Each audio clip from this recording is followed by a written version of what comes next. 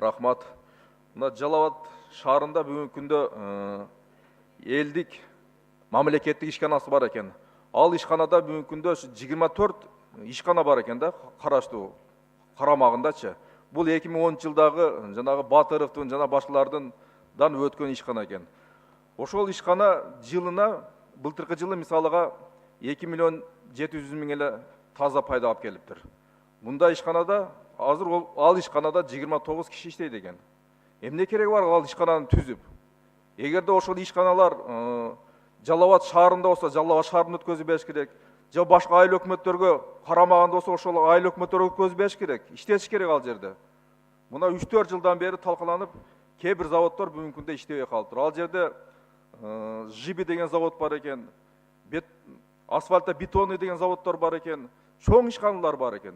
Бүгүнкү күндө бирок ушул жакшы иштелбей жатат. Ошондуктан ушул элдик деген мамлекеттик ишкананы жоюп, аз тез аранын ичинде тийиштүү ошол шаарга караса шаарга өткөзүп берсин, же айыл өкмөттөрдүн аймагында болсо айыл өкмөттөргө өткөзүп берип, бул ишканаларды жакшы иштетишти мен талап кылып кетет элем.